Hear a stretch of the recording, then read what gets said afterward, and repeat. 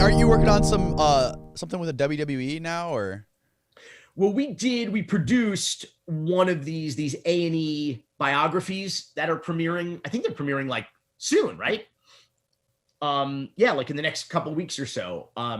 We did the one on the ultimate Florida man, Macho Man Randy Savage, which, by the way, that could have been his name. Florida Man Randy Savage would have been a name. He's not from down here, but he very much became the consummate Florida man. And so we executive produced the Randy Savage I don't know how they're branding it, but like A&E WWE biography, kind of a 30 for 30 of WWE superstars.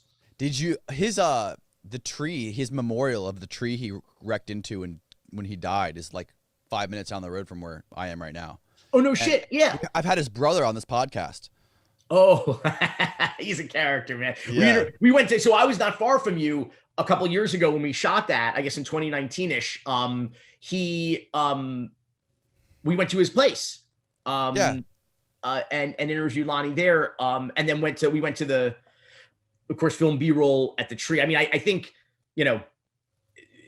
he wrecked into it, but I think he was probably dead before he hit the tree. I thought he died in the hospital afterwards. I mean, I guess my point is, I don't think it was the accident, the crash rather, that killed him. I think he was having a medical episode. He was having, yeah. So they jumped the median and they were driving into oncoming traffic, and Randy's widow, Lynn, to her credit, I mean, quick thinking in the moment while Randy's kind of, I guess, seizing up or whatever, she realized, like, we could kill we're driving into oncoming traffic. She turned the wheel into the tree in front of the church, basically, to stop them from, God forbid, taking anybody else out. But Randy was already in the midst of a medical, episode, when they jumped the curve and, the median rather, and went into oncoming traffic. Yeah.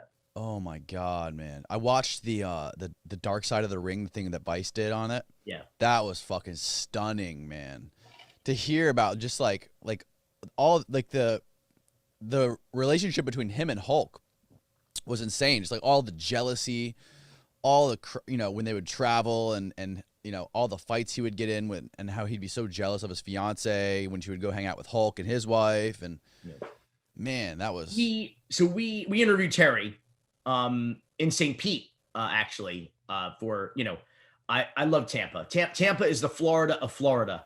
It's real Florida. Miami's not Florida, by the way. No. Miami's nothing like any other place in Florida. Miami and Key West are outliers. They're like different countries.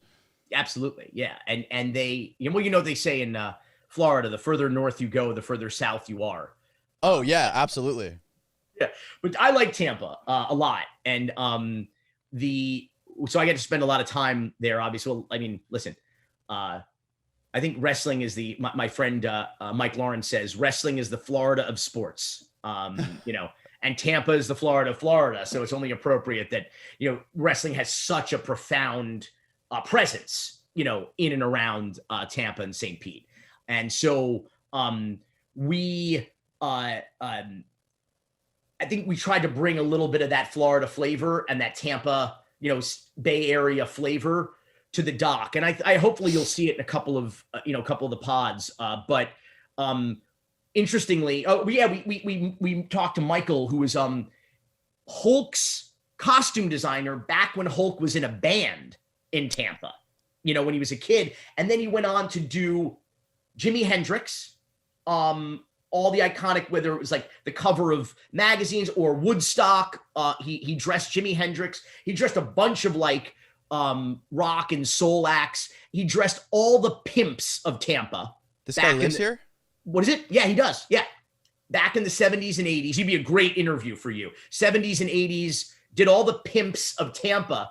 And I said to him, Mike, looking at Randy Savage's costumes, I'm like, it's kind of like cowboy pimp, right? I mean, like a lot, and he had never thought of it, because you get inspiration and you try different things on someone to see how it fits and how it reflects the persona. And he's like, yeah, it is kind of cowboy pimp is kind of the look of it, and of course the pimps of Tampa influenced Randy Savage's famous wardrobe. So we get into that, which is probably kind of new information. But what's interesting is that the relationship between, Terry and Linda and Randy and Elizabeth all come to a head and are completely really disintegrate in Miami. And it happened. Oh yeah, they were on vacation down here, down there. Hulk was shooting Mr. Nanny, the movie Mr. Nanny, and he was shooting nights. And so Linda came with the kids. They stayed at this condo hotel called the Jockey Club in like the North Miami area. And she invited Linda, Hulk Hogan's wife, invited ex-wife now, but at the time, invites Miss Elizabeth to come down with them to chill. Like we, you can crash. We have a big apartment, plenty of rooms. You can crash with us. Help me watch the kids. And so she does. Now, what Linda and Hulk didn't know was that Randy and Miss Elizabeth were on the outs, and that Elizabeth was actually leaving Randy or running away from Randy. And Randy doesn't know this. And so they come down and they're at the Jockey Club. Terry tells this whole story himself in his own words in the doc. And he's coming home from set shooting nights in the morning, and he's noticing that Miss Elizabeth's bedroom is empty. And he's like, where is Miss Elizabeth? And he says to Linda, he goes, if she's out playing around or whatever, he said, I don't want to get into it with Randy. We need to get her own hotel room. She can do her own, her own thing. Like, I can't be responsible for whatever's going on. So they get her a hotel room in the building, her own hotel room.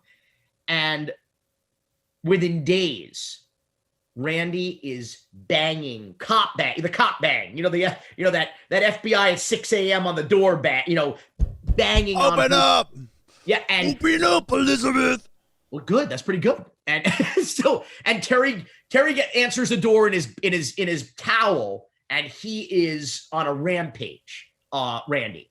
And he says, listen, brother, she's not here. She's got her own room. I don't know. They go down, and apparently she's in there with the tennis pro from the Jockey Club, which has a whole bunch of like professional tennis courts. And because Miami in the 80s or in the early 90s, I should say. And a ton of cops show up. It is an absolute, he's ripping the room apart allegedly. And it's just this fucking, and that was not only the beginning of the end of their marriage, Miss Elizabeth and Randy, but the beginning of the end of the Hulk and Randy friendship. That's incredible that the real life bled into the theatrics of the actual what happens in the ring and the whole storyline of it. You always wonder how real it is. What's that? The roids probably don't help. No, hell no.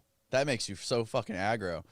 But so wait, was Elizabeth in the room with the tennis player when Randy came in? I think that's what Terry told us. That's his story, and he's sticking to it. But I know because my family lived there at another building at the time. They remember the scene.